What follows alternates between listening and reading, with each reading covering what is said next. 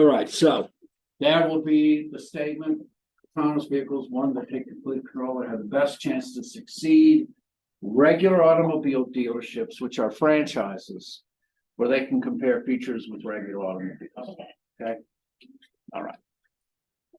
So we won't finish entirely with chapter 6 today. We'll stop on talking, we'll stop at where we're talking about demand side strategies and the different types of other strategies that are out there. So without further ado,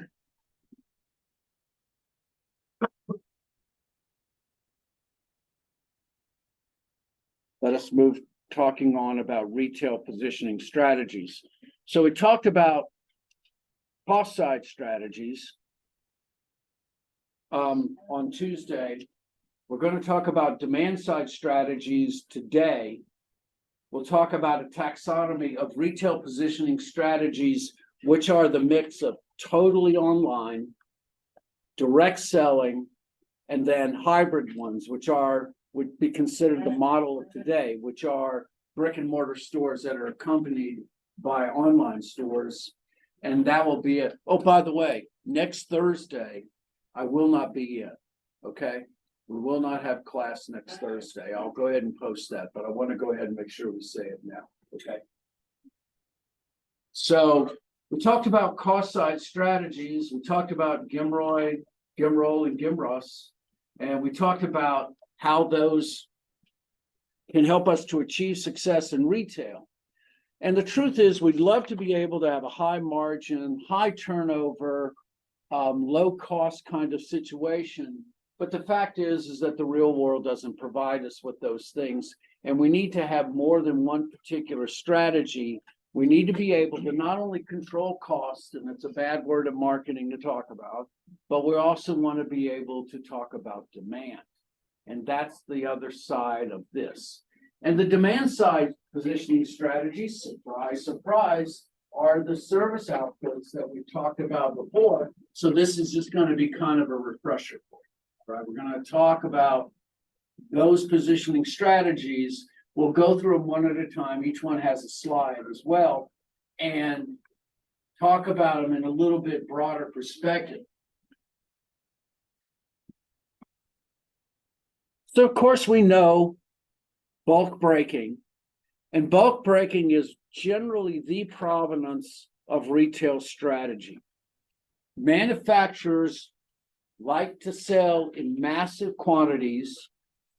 The consumer desires one unit, whatever that unit is. And as a matter of fact, the further and smaller the units as they are defined, the more valuable that they can become. I've talked about it before. The small travel bottle of Dawn can be almost the exact same amount of a bottle, 16 to 20 ounce bottle that you would buy in the store, because the smaller version is desired because it is an exact size, a consumption size that consumers want. So in all traditional store outlets, the way that you consider them, they are retailers that buy in large quantities and offer the consumer exactly the quantity that they want.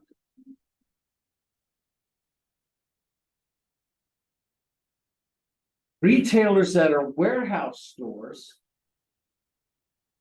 take that one step from breaking bulk and take one step back, because they have the consumer perform the functions of breaking bulk, as we said before.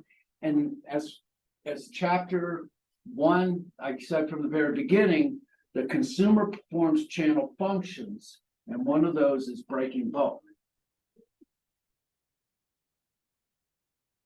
Large companies offer the discount for a lower price. But the truth is, it's not necessarily a discount. They're in essence providing the consumer the break that they would have if they wouldn't do it, which they're not doing, right? Now, dollar stores, we're going to talk about this in a little bit further when we go further through this. We talk about assortment and variety. Dollar stores actually are kind of breaking that mold in a way, because they offer small quantities at very low prices, and it has to do with the buyers. Dollar stores have buyers that work within their organizations that look for lot sizes of goods that are about to be at the end of their shelf life, their quote shelf life. There are many goods that are shelf stable. And those goods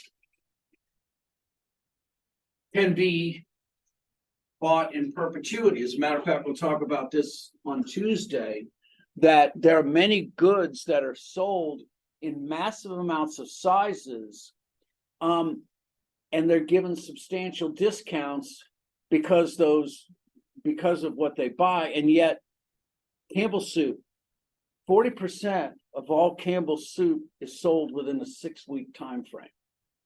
Why? Because quite simply, Campbell soup is shelf stable. You can buy in enormous quantities, and as long as I have a warehouse to put it, it can sit on the shelf and stay fine. Okay. So bulk breaking, of course, as we talked about, is one of those provenances retail. I'm not going to say it's the most important, but it is certainly one of those that retail stores, above all, specialize in. The specialty of a store is how much bulk do they break. So spatial convenience is a very interesting subject. I've got a slide on here that talks about how spatial convenience actually is almost like a social interaction in a way. So one of the things we always talk about is, where is the closest location, and why do companies separate from each other, but why do they remain close to each other? That's also kind of, well, especially if you're talking about convenience goods, those goods that require little effort to obtain. And I mean that both in a cognitive fashion, and I also mean in a spatial fashion. How close are we to that? Those goods have their own unique science in the way that they are. Quite simply, retail locations should be convenient to the target market. Not only that, but retail locations need to be close to each other.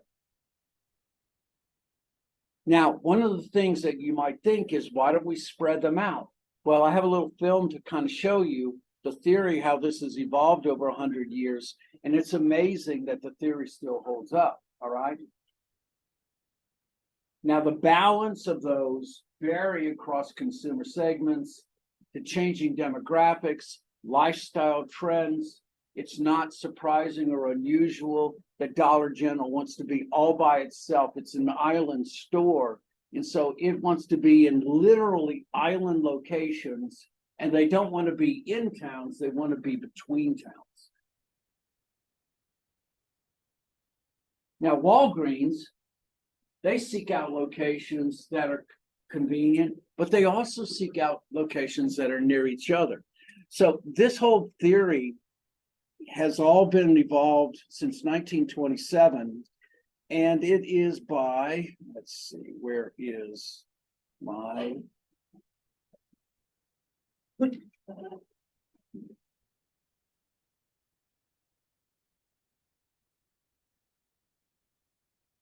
It has all come about by a gentleman by the name of Harold Hoteling. You don't have to know this for the test. Well, maybe for a bonus question. All right. Harold, Mr. Hoteling, I've heard his name pronounced different ways. He passed away in North Carolina. He lived here for many years.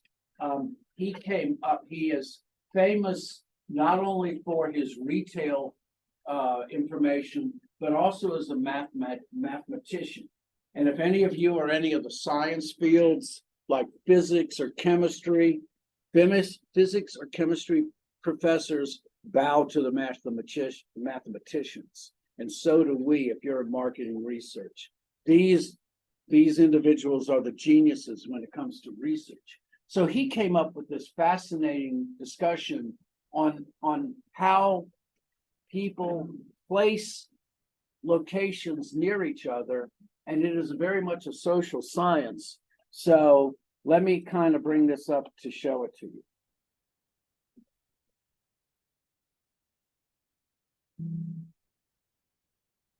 Gas stations always built right next to other gas stations.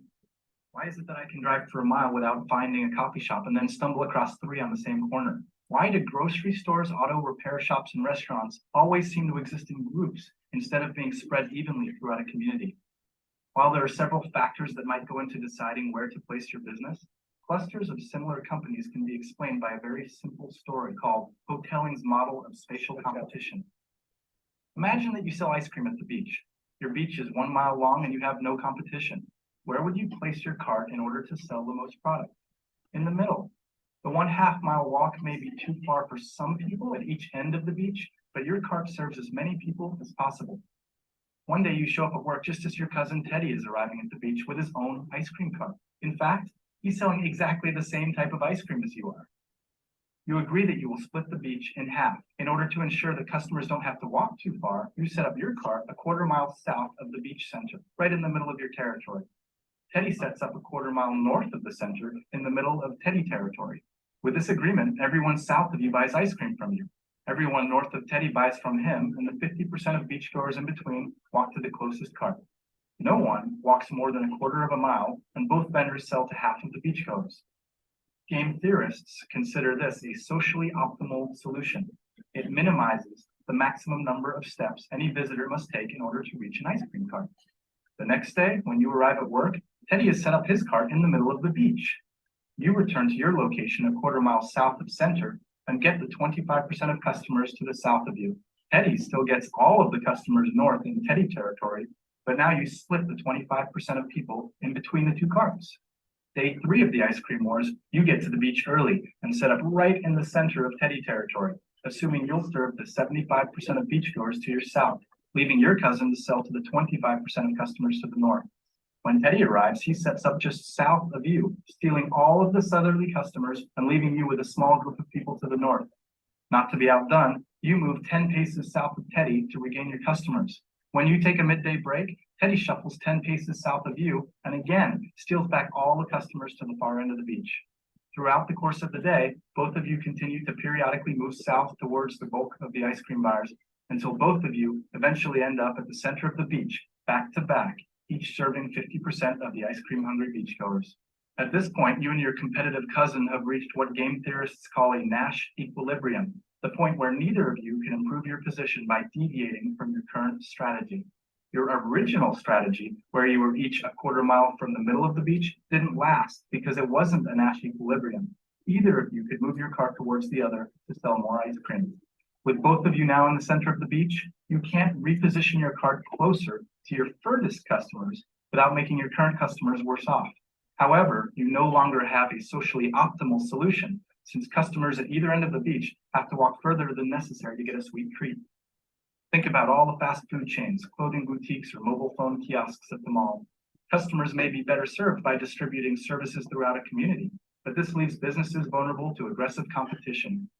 In the real world, customers come from more than one direction, and businesses are free to compete with marketing strategies by differentiating their product line and with price cuts. But at the heart of their strategy, companies like to keep their competition as close as possible. Now, the other part of this that's fascinating as well is that consumers understand and expect competition to be near each other. And here's the other thing, is that when competition is close enough to each other but not too far away, both sides get more than if they were separate. In essence, they become shopping centers. And this is all of the game theory that has ever come around shopping centers. It's also why, even though the malls are no longer coordinated inside, that there is a tendency for mini malls to cluster together like and unlike shops together. Quite simple. It works. I mean, it is theory that is not theory, it is practice, and it works. There are very few real. Theory is exactly what you might think. Theory is our best guess based upon what we consider to be, extended phenomenon, but everything can change. These exactly are what we call laws. And these are things that do happen and will happen and are successful. So anyway, I thought this would be kind of interesting. This is why they all cluster together. If anybody's seen Godfather 2, there's a statement in there by Michael Corleone, which is keep your friends close and your enemies closer. And this is one of those interesting things. So anyway, let's go on.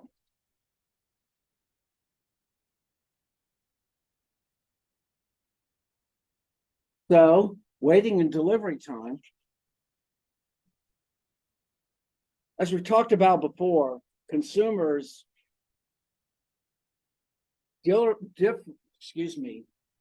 differ in their willingness to tolerate things that are out of stock. Greater risk, higher complexity, more customization. Consumers have a greater acceptance of waiting time.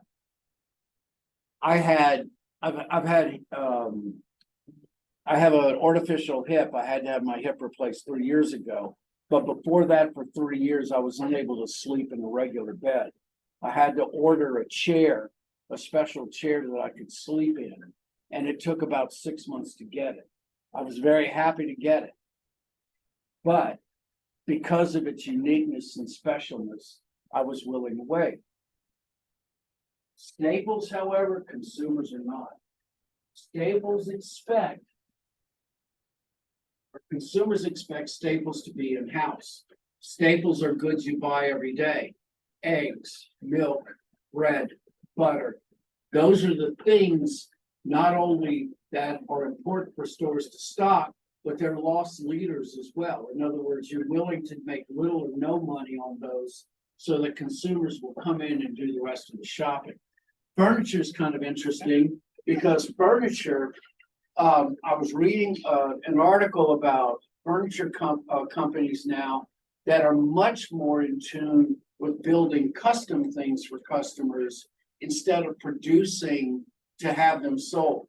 What's happened in furniture, especially now, if you look at the North Carolina furniture manufacturers, and it's amazing how much furniture is still produced in the state, is they don't build in order to sell, they sell in order to build. And so they fine-tune their manufacturer to custom orders. They get orders from individuals from the locations, the retail places, and they have daily cut sheets about what they need to make in that day. And they've taken the entire process from weeks to within days. And the shortening of the cycle has helped them to survive. So you're able to trade off that time, but guess what? They've been able to work with it as well. And so the competitive norms have changed. Norms, by the way, are expected ways or codes of behavior. And so the expectation that consumers will wait but not that long has changed the way the market is. Discount club retailers, of course, have no guarantee of in-stock status. It's basically what's delivered that way. And so waiting and delivery time is a function of what kind of store you're in business. Product variety. So I talked about Dollar General, and I talked about buyers. Dollar General, the buyers have a very important role in their retail model. So I wish the gentleman that was here last year, who was a senior vice president of Dollar General, he talked about being a buyer for them. And he was talking about this right here.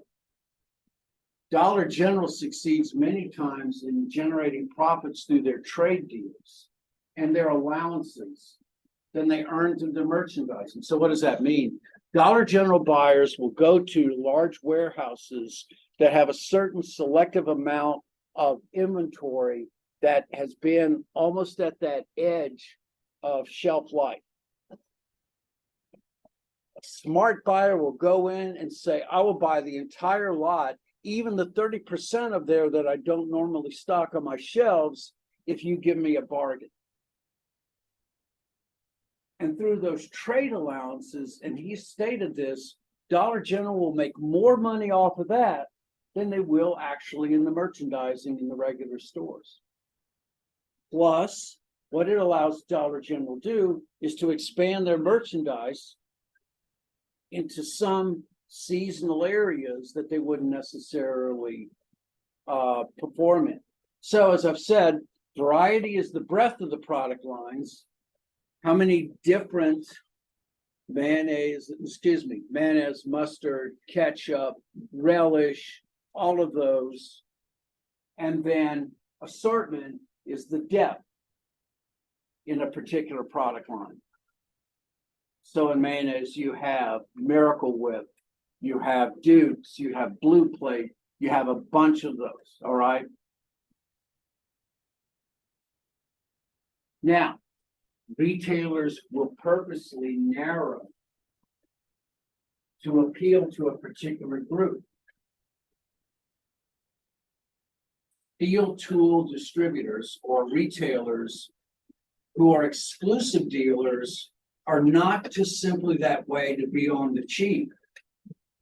They want to appeal to a different market segment. They want to appeal to the professionals, the landscapers out there who are more than willing to pay for that 50% higher margin, because this is more than just a retail outlet where all of the garden tools are considered commodities. They think of these as specialized tools. And so this is the reason why they deliberately limit the breadth and depth of their particular listing of articles. All right. Remember this, it does require top management. You just can't simply do these things on the fly. All of this stuff has to be done at the senior vice president level, because once again, you're fundamentally changing strategies if you change your depth and your breadth.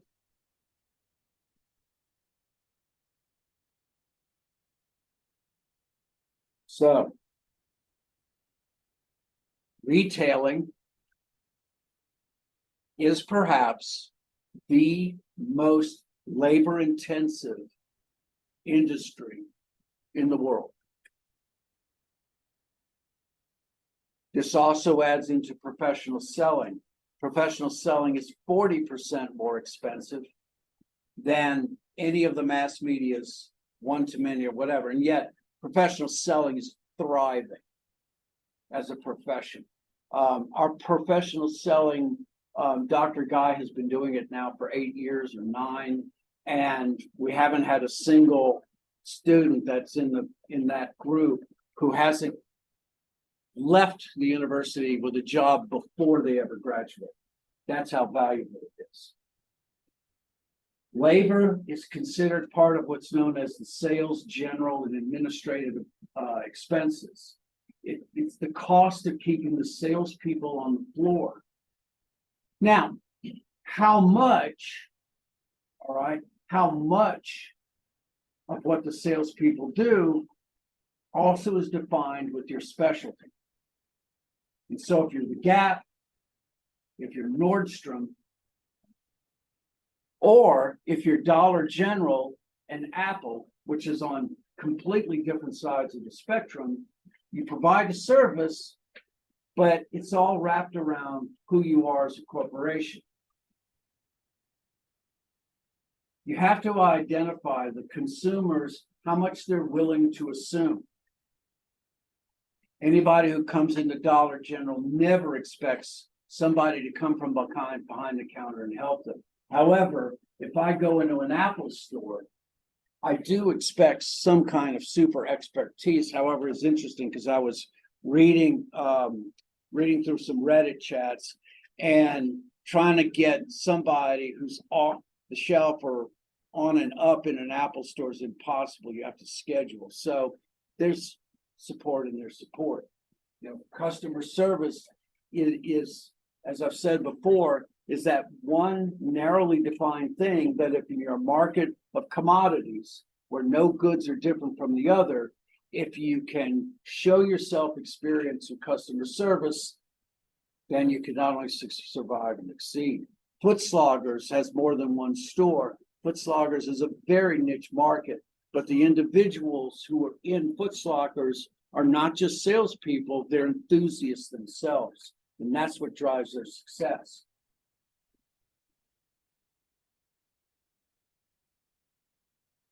So there's one more thing I want to talk about with customer service.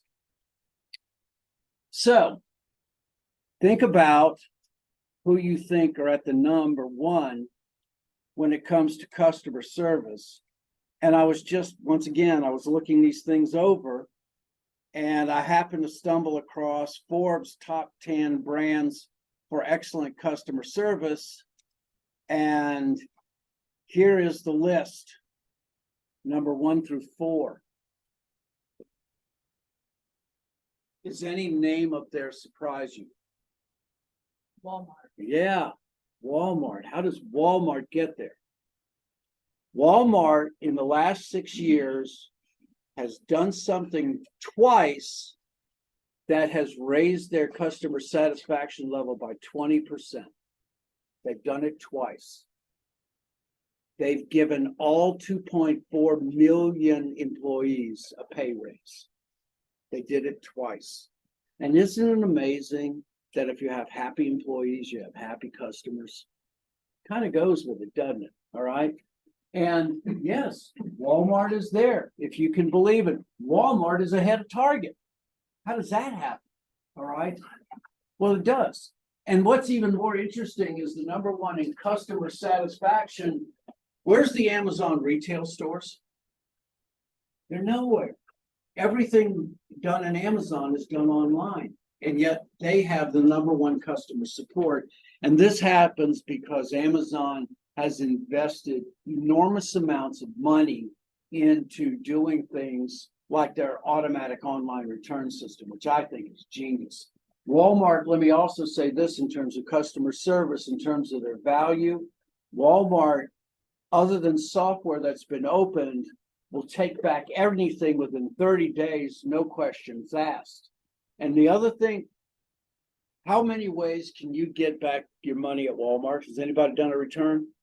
A lot of it, Yeah, like gift cards and cash. cash. Yeah, they'll do it right back to your credit card. But I think the cash thing is one of the smartest things in the world. Put the money right back into customers' hands. It also means that if you get a gift, you know, you can return the gift to Walmart and exchange it for money. It's genius. I really do think so. All right. So these are the list. So just to go on, of course, you would expect Chick-fil-A in there. Chick-fil-A, by the way, when I talk about franchises, it's Chick-fil-A is one of the more unique ones, and they have a genius way of doing it. Costco, which has no service, if you think about it, and yet is listed, so they must be doing something right. Best Buy, which was at the very bottom only 5 years ago, is now popped up to the top. And then finally, Kohl's and Google's, and those are kind of interesting. Kohl's, by the way, has always been speculated as a buyout option for Amazon. Amazon for years has thought about trying to get into the retail habit. And Kohl's is one of those perfect stores. It's a department store. They sell many different things. They have a lot of experience in the retail outlets. And Kohl's is just kind of sitting out there for Amazon when they've got too much cash to try to grab. The last, of course, is Google, which is unique as well as Amazon in that they're a totally online environment, and yet they have good satisfaction numbers. It's, you know, it's a funny world, though. So anyway, I just find that to be an interesting list. But I also want to say this, and I want, you probably can tell you this too. Our expectations for customer service have changed dramatically in the last 3 years with COVID. So where getting a pizza in 30 minutes was considered the minimum standard, getting pizza in 30 minutes now is like the gold standard. We've all had our minds shifted on what we consider customer service. And so that moving of the bar, okay, the way consumers consider that as satisfaction has changed dramatically as well. And I think that this is indicative of it. Let us roll on And we will talk about multi-channel retailing strategies. We'll finish with this and we'll be done for the day. Multi-channel strategies are exactly what they sound like. We're not just talking about different types. We're talking about strategies that are invested heavily in multiple ways of going to the consumer. So when we talk about multi-channel strategies, the first thing to recognize is that there are differences across all sorts of retailers. There are multiple ways that you can do retail outlets, all selling the same merchandise. And so there was an electronics store called Tweeter, which was a unique electronics store. And then Best Buy is what's known as a category killer. In essence, their footprint is so dominant that they rule the world. Both of them break bulk. They reduce the consumer's waiting. They carry on narrow with a deep assortment. Tweeter focused on high margins rather than high turnover. With a slightly lower spatial convenience, they were only in select outlets. And so the positioning strategies can vary from one to one. IKEA only has 49 stores in the United States. They've never expanded, and yet they have the same kind of goods that they sell relative to others, but they do it in a much more dramatic way. And so this basically says is that there's many different ways in which we can define a store, but it all has to do with our particular market strategy. All right, so when I talk about multi-channel, we're talking about three. So if we come up to a test and we say, would you please define the multi-channel retail strategies, we're going to talk about three. The first, which is not a recent phenomenon, it's certainly a mature one, but it's the internet retail channel or the internet only retail channel.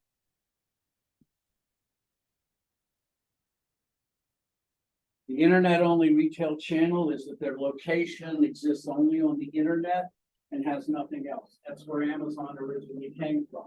Amazon actually was one of the first food stores that was online.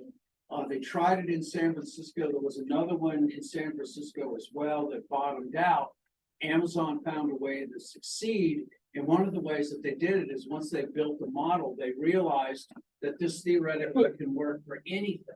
And that's how Amazon spread out. They recognize that bricks and mortar retailing captures a significant portion of sales, which means that when it comes to the demand side positioning strategies, they have to do something that's quite different. What they hope to do, which is equal to the brick and mortar store in this particular way, is on the phones create a seamless experience. When I go into a traditional store, I go to shop, I find the goods I want, I come home with them, or I buy them and I purchase them, and it's all under one roof. Internet, especially with the omni-channel, is dedicated to that seamless experience. And the difficulty, of course, with that is that we have a lot of pollution. And by pollution, what I mean is that it's never a perfect, I'm starting on one location and ending, because the omni-channel or the internet experience is by the consumer.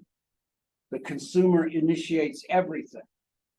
And so while they may start one place, looking at one particular store, they may even Google it, ultimately that's not where they finish. So if you think of the buying process going back to principles, which is the need for something, the understanding that you have a need, then there's the information search, then there's the consideration of alternatives, then there's the purchase, and then the post-purchase evaluation. All of that is done on the internet. All of those are done completely online. And it's very difficult in an internet strategy to be able to do that. And so online stores exist, but they exist in a virtual world. Hybrid stores usually are traditional brick and mortar stores that create an online channel. I would say this is the dominant model today. And if you're a brick and mortar store, and if you haven't come up with an online store, you will. So you combine the online selling strategies, especially if you're into promotion, with the brick and mortar stores, and hopefully you come up with a winning combination. The difficulties with this are these two things right here. Free riding becomes a natural byproduct, and free riding is basically going to one location, such as, I'll talk about it in a minute, going to a store to find out information and buying it online. That's an example. And then the natural result of this is channel conflict and even cannibalization, where the online environment robs from the brick and mortar. So is anybody, yes, I'm sorry. How does like restaurants like DoorDash online fit in with like this? Would it be hybrid? That's a very interesting kind of situation. They are, and basically they have all the channels. They're actually taking that one channel away, or let's just say the restaurants do not have to invest in delivery. They farm that off and they get a piece of the profit. But you're right. Okay, now, in one respect, it's totally online because the DoorDash employees are all remotes. They're all agents. So it's very much like Uber. As a matter of fact, it was natural for Uber to move to Uber Eats. So what you do is that, like, let's say I wanted to make money on DoorDash. I would go online. I would have to take a test. I would be recognized as an agent, but I may never touch DoorDash. I may just hang my shingle on my car. That's it. So it is a little bit of a hybrid, because really the only single representatives that you ever see are the people doing the driving, right? That's another reason, by the way, Uber and DoorDash can get away with a lot of labor laws, is that they basically say that they're not employees, they're agents.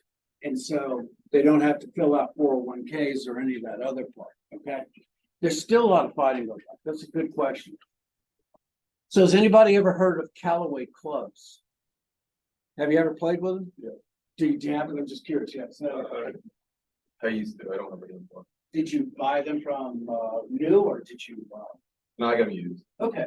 Callaway clubs is an interesting thing. Callaway clubs were like the primo of clubs. When Callaway clubs were initially sold, you had to get fitted for a Callaway club, just like you get fitted for a suit. You go to a pro shop. A pro shop is a shop that's connected with a golf course. So you would go, they would measure your hand size. They would measure your inseam. They would measure your swing. They would do all of these things. That information would be sent to Callaway, and they would custom fit a set of clubs. Now, 2008, Callaway decided that they were going to start to sell online. And this is where you start to have channel conflict. One of the things about pro shops, if you go play at golf clubs, is that they really don't make a lot of money on green fees. Where they make their money is they make their money off the pro shops. That includes the clubs. That includes anything that you see in there. And when Callaway started doing that, the age or the locations with every right erupted, because they in essence were taking that money out of the hands of those individuals who actually built Callaway as a great club. You see this, by the way, this is going to happen with Uber. If Uber ever goes to autonomous vehicles, Uber's going to have to face this as well. They're going to have to go against the agents that made Uber where they are today. So anyway, the way that they fixed this was Callaway went ahead and decided, yes, we will allow this. But if you want to pick up your clubs, you go pick them up at the pro shop, and he gave the pro shops a cut of that money. And then there was the piece. But this is the danger inherent in multi-channel strategies, especially not when you're talking about competitive goods, but you're going to one dealership and once again, dual distribution where you have no claim of neutrality. You've got to solve that problem. So the last is professional selling or direct selling. And professional selling, or excuse me, direct selling is where you have face-to-face personal selling and it done with, in essence, a distributor or what's known as an agent. So the examples are Avon, Jafra, Pampered Chef. I actually, in my previous life, I did Pampered Chef. I've done cooking before. I've been a cook, so I was making food for people, and so you'd get together, you'd have parties, people would sign up, you would sell merchandise, you would get a cut of the profits, but you would also get substantial discounts on the things that they would sell. The difficulty with direct selling Avon is the way that you make money. So not only do you sell products, but as an agent, what you're trying to do is to sign on more agents. In this scheme, and I hate to put it that way, but myself as an agent or a distributor makes more money when the distributors that I sign up are signed up. Okay, so in other words, I make a premium. So I sign an agent up, I get money for that. So what happens is the business is built more around making money from signing up more people than it is from actually generating the income. And this is what's known as a pyramid scheme, right? It's basically signing up more people and that gives you more money. But the problem, of course, is with every pyramid scheme, you run out of people. And so that's the thing that Avon had to change the way that they did business. And ultimately, they're still around and they're doing well. However, Avon had this issue with everyone else. For many people, Avon became not only their sole income, but it also became their income that gave them extra money, gave them the folding money that they could use. Avon had strong temptation to work totally online. What they did was they compromised with their agents. And so what they did was they allowed their agents to have their own websites on the Avon website. And when they get orders for their Avon products, the orders are delivered by their distributors or their agents. And so this is how you gain the benefits of working together without the cost of increased channel conflict. This is the danger of dual distribution. You've got a skin in the game. Your claim for neutrality is no longer viable. You've got to find a way to exist within the world that you built yourself. And so Avon and Callaway have. And that's where we're going to stop today. Okay, folks? So remember, I won't be in next Thursday. I hope you all have a great week. Thank you. Oh, that pass around sheet.